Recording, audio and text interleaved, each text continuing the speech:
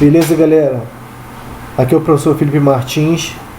Vamos começar hoje a falar de um novo tipo de problema de programação linear que chama de programação do transporte ou problema de programação de rede. Então, o que acontece? Que um problema de programação em rede ele é um pouco diferente do que a gente tem visto até as aulas anteriores, porque ele envolve problemas de transporte ou problemas de estrutura de rede ou de grafo. E esse tipo de problema ele consiste em nós, né? Você vai ver que tem diversos nós e cada nó ele está conectado a mais arcos. Então esses modelos de rede eles vêm sendo muito utilizados em muitas áreas de negócio, de produção, de transporte, de localização, de facilidade, de gestão de projetos, de finanças e etc. E muitos deles podem ser formulados por problemas de programação linear, ou no caso que a gente vai aprender, programas de programação linear em redes. Ele tem algumas peculiaridades, mas é bem fácil de entender. E aí, dentre os principais problemas de programação em rede, podemos citar, por exemplo, o problema clássico de transporte, que a gente vai ver hoje. Vamos ver posteriormente o problema de transbordo, problema de designação de tarefa, problema de caminho mais curto, problema de fluxo máximo, enfim. É nesse contexto que é a aula de hoje. Então, um grafo, ele é definido a partir de um conjunto de nós, né, ou vértices, esses nós aqui, e um conjunto de arcos ou arestas que interconectam esses nós, como você está vendo aqui, ó. Os nós eles são desenhados como círculos ou pontos, eles podem representar as facilidades, fábricas, centros de distribuição, terminais, portos, ou até estações de trabalho, ou interseções. Os arcos ilustrados como segmentos de reta, eles fazem a conexão entre os nós, podendo representar caminhos, rotas, fios, cabos, canais, enfim. E a notação de um grafo, ele é G em função de N e de A. N é um conjunto de nós e A é um conjunto de arcos, como a gente está vendo nessa figura aqui mesmo. Né? Por exemplo, essa figura aqui, eu tenho 5 nós e 8 arcos. Pois bem, aqui, por exemplo, é um exemplo de como que funciona na estrutura de transporte. Aqui eu tenho os meus nós, que são meus estados, esses estados que tem aqui Manaus, Natal, Brasília, Salvador e Porto Alegre, e os arcos aqui, ó, que são justamente as distâncias que tem entre eles. Essas distâncias podem ser o custo de transporte entre um ponto e outro, em geral é feito por isso, né, ou determinado tipo de custo de distribuição, enfim. Esse aqui é um exemplo de nó, de grafo, né, de rede, de uma forma bem mais prática. Tudo bem? Então aqui, como é que fica o problema clássico de transporte? Como é que é a notação do problema clássico de transporte? Eu tenho aqui os fornecedores, por exemplo. Esses fornecedores têm uma capacidade de fornecimento. Cada um tem sua capacidade de fornecedor 1, capacidade de fornecedor 2, até a capacidade de fornecedor M. E cada consumidor tem uma demanda a ser consumida. Demanda 1, demanda 2, demanda 3. No problema clássico, que a gente está falando de problema balanceado, a quantidade, a gente vai ver daqui a pouco, que o que eu vou fornecer tem que ser igual à quantidade que eu preciso ser consumido aqui do outro lado. Tá? E como é que é a formulação matemática do problema clássico de transporte? Eu tenho o parâmetro do modelo, você vai ver que ele tem sempre dois números, né? Olha lá, o custo e J. Por quê? Porque sempre vai estar ligado a uma origem e um destino, né? Um fornecedor, um consumidor, enfim. Então, olha lá, custo unitário de transporte do fornecedor I, sendo ele pode ser 1 até M, para o consumidor J, pode ser de 1 até N. E tem a capacidade de abastecimento, por exemplo, do fornecedor I. Então, cada um tem sua capacidade de fornecimento. E cada um tem sua demanda do consumidor J. E como é que funcionam as variáveis de decisão? Por exemplo, também do mesmo método, né? X e J, vai ter dois números, por quê? Quantidade transportada do fornecedor I para o consumidor J. E aí, eu trouxe aqui, por exemplo, um exemplo do como que funciona isso. Eu tenho aqui o custo unitário de transporte, eu tenho o fornecedor, que fica Osasco, Sorocaba e São Sebastião, e os consumidores que ficam São Paulo, Rio de Janeiro e Curitiba. Esses valores que estão aqui representam os custos de uma origem até o seu destino. Então, para Osasco até São Paulo, custa 12 unidades para ser transportado. Então, aqui, essas unidades vão ser faladas no exercício. R$12 por cada tonelada, né? R$12 para cada quilômetro, enfim. É uma unidade que vai ser dita, né? Que gasta, por exemplo, de Osasco para São Paulo é 12, de Osasco para Rio de Janeiro é 22, de Osasco para Curitiba é 30. E aqui mostra o seguinte, qual é a capacidade que Osasco tem de entrega. Ele tem capacidade de 100. Esse 100 também vai ser falado, 100 unidades, 100 toneladas, enfim, 100 litros, estou falando de volume granel líquido, né? Sorocaba, 140, São Sebastião, 160, e cada consumidor tem a sua demanda. São Paulo, ele precisa receber 120, digamos aqui, toneladas, por exemplo, Rio de Janeiro, 130, Curitiba, 150, e aí você reparar, se para um problema ser balanceado, a capacidade tem que ser igual à minha demanda. No caso aqui, a capacidade eu tenho de 400, minha demanda também é de 400. Se não fosse assim, a gente vai ver em uma aula posterior que vai ser um pouco diferente o cálculo, tá? Que a gente vai ter que fazer, criar fornecedores ou destinos, consumidores fantasmas, fictícios. Então, como a capacidade total de fornecimento é exatamente igual à demanda total consumida, tem-se um problema de transporte balanceado. E aí, primeiramente, a gente tem que definir as variáveis de decisão do modelo, que é o quê? A quantidade de peças, por exemplo, transportadas do fornecedor I para o consumidor J.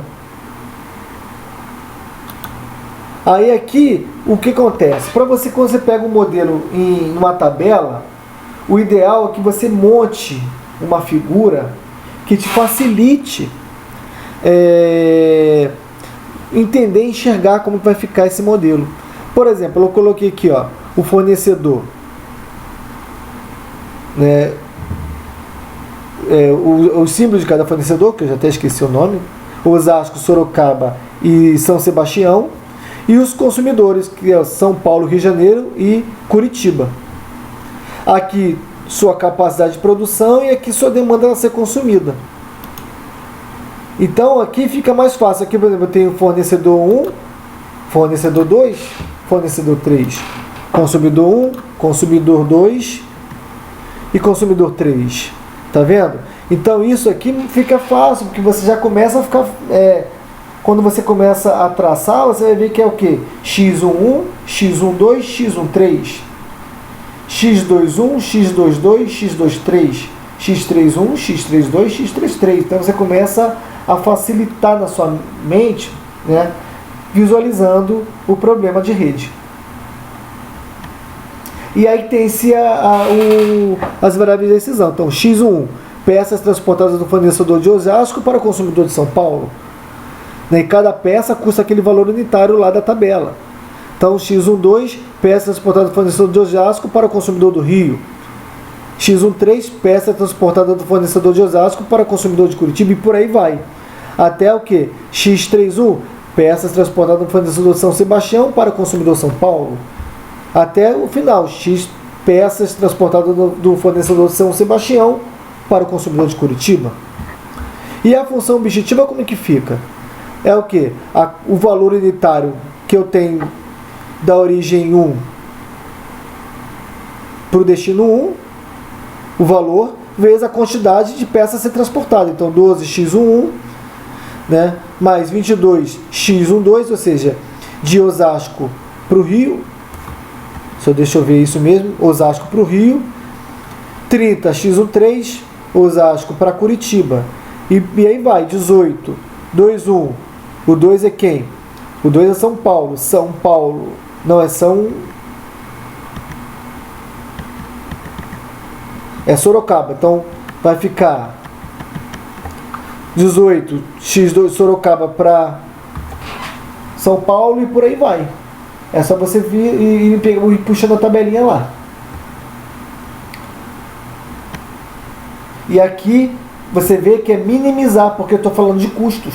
Então essa minha tabelinha aqui fica de minimizar. E aí, como é que é as outras restrições do modelo que eu tenho que especificar? A capacidade de cada fornecedor ele será utilizada para atender a demanda dos consumidores. Então, a quantidade que o fornecedor 1 vai entregar para o consumidor 1, mais a quantidade que esse mesmo fornecedor 1 vai entregar para o consumidor 2, mais a quantidade que esse fornecedor 1 vai entregar para o consumidor 3, tem que ser igual a 100, ou seja, ele tem 100 unidades para entregar. Mesma coisa, o fornecedor 2, o que ele vai entregar para o consumidor 1, mais o que vai entregar para o consumidor 2 e mais o que ele vai entregar para o consumidor 3, tem que ser igual a 140, porque ele tem que entregar tudo. E por aí vai. Aí, o que o fornecedor 3 vai entregar para o consumidor 1, mais o fornecedor 3 para o consumidor 2, mais o fornecedor 3 para o consumidor 3, igual a 160. Isso aqui são as restrições de capacidade. Mas eu tenho também as restrições de demanda. O que o consumidor 1 vai entregar para o consumidor, o que o fornecedor 1 vai entregar para o consumidor 1, o que o fornecedor 2 vai entregar para o consumidor 1 e o que o fornecedor 3 vai entregar para o consumidor 1 tem que ser pelo menos igual a 120, porque ele quer receber 120. Você vê que o segundo aqui, ó, não varia lá. Ó. Aqui vai ficar x1, 2, ou seja, o que o fornecedor 1 vai entregar para o consumidor 2, mais o fornecedor 2 vai entregar para o consumidor 2, mais o que o fornecedor 3 vai entregar para o consumidor 2 tem que ser igual a 130. E por aí vai. E não esquecer nunca das minhas variáveis, das restrições de não negatividade. Tudo bem? Basicamente é isso que é o modelo. Agora vamos fazer lá no Excel. Então está aqui montado a planilha, já deixei a planilha pré-montada, uma forma mais fácil de se resolver. Eu coloquei aqui o custo unitário, lembrando que a gente atribui que a cinza é o que a gente vai preencher e o que é amarelo é o que o solver vai me fornecer. Aqui eu tenho justamente o valor da tabela, de quanto que custa entregar de Osasco para São Paulo, Osasco para o Rio, Osasco para Curitiba. É só a gente pegar lá no nosso problema, que está aqui, tá vendo? E preencher lá. Para facilitar nossa aula, eu já fiz aqui. É só vocês pegarem lá e ir preenchendo. Então tá aqui, ó. Né? Osasco para São Paulo custa 12 unidades, Osasco para o Rio custa 22, Osasco para Curitiba custa 30, enfim, conforme foi dada a tabelinha. Qual é o outro item a ser preenchido? É a quantidade, aqui eu coloquei aqui, ó, fornecedor. Então o Osasco, ele vai fornecer uma quantidade que eu não sei quanto ainda, o programa vai me dizer. X para São Paulo, Y para Rio de Janeiro e Z para Curitiba. Então ele vai ter uma quantidade total a ser fornecida aqui. Né? Essa quantidade total vai ser, eu vou somar ela. Então uso aqui só a soma normal do Excel, igual a soma. E boto aqui, preencho aqui. Porque vai calcular aqui quanto que eles vão fornecer no total. O Osasco vai fornecer no total. Como está aqui na mesma linha aqui, eu posso me beneficiar do sistema de arrastar do Excel. Mesma coisa vai ser aqui, ó, quanto que São Paulo vai receber, quantidade que vai ser entregue para São Paulo, para Rio e para Curitiba. Aqui é só usar a soma.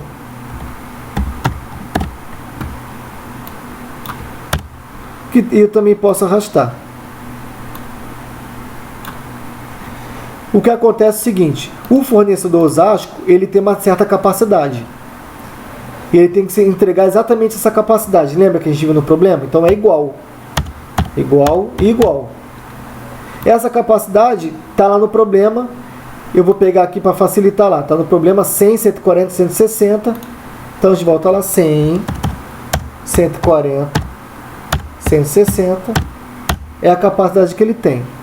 E aqui da mesma coisa, a demanda que ele tem que cada consumidor tem que receber tem que ser igual o valor. A gente viu na restrição. E qual é a demanda de cada um? Está lá também.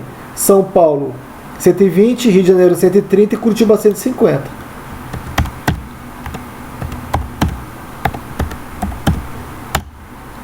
Ok?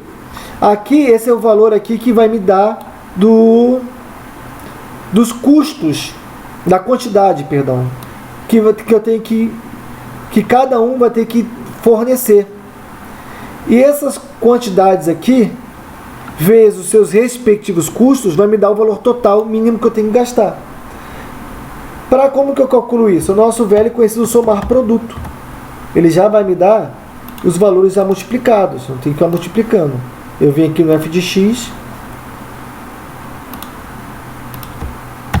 somar produto, clico duas vezes aqui, venho aqui em f de x, eu pego a primeira matriz, que é essa daqui, e a segunda matriz é de quantidade que vai me ser fornecida aqui, que ainda não sei. Clico OK, e vai me dar um valor aqui em reais. Preenchido tudo isso, eu já posso adicionar o solver. Então eu vou aqui, dados,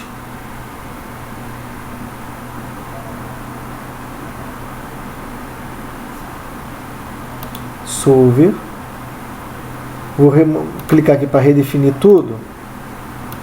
E aqui qual que é o meu objetivo? É minimizar custo. Então clico em minimizar. A célula de destino é a célula que eu já preenchi aqui do valor total.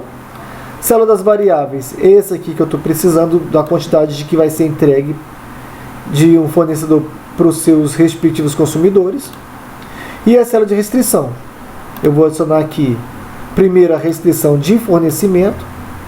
Todos aqui tem que entregar o valor igual a esse valor. E agora eu dou OK e adiciono as restrições de demanda. Então eu sei que esses aqui tem que receber o valor igual a esse daqui. Dou OK. Tenho que lembrar das minhas opções aqui, da presumir modelo linear e presumir não negatividade. Eu dou OK e mando resolver. Aqui fala que o Solver encontrou uma solução, todas as restrições e condições otimizadas foram atendidas. Então vamos entender o que ele me entregou aqui. Ele falou o seguinte, eu falei que eu tinha que, Osasco tinha que entregar 100 unidades. Ele entregou lá 100 unidades para São Paulo, no máximo 100, ele entregou as 100 para São Paulo. Sorocaba, ele tinha que entregar 140, fornecer 140, ele forneceu 20 para São Paulo, 120 para Curitiba. E São Sebastião, ele tinha que fornecer 160 unidades, ele forneceu 130 para o Rio de Janeiro e 30 para Curitiba. E da mesma forma, São Paulo, ele tinha que receber 120 unidades, ele recebeu 100 unidades de Osasco e 20 de Sorocaba. O Rio de Janeiro tinha que receber 130, ele recebeu 130 de São Sebastião. E Curitiba tinha que receber 150, recebeu 120 de Sorocaba e 30 de São Sebastião. O custo total mínimo para me fazer essa operação é de R$ 8.370. E aí está resolvido o meu problema de programação linear de transporte balanceado. Beleza, galera? Qualquer dúvida, vocês botam lá no Google Classroom e bons estudos.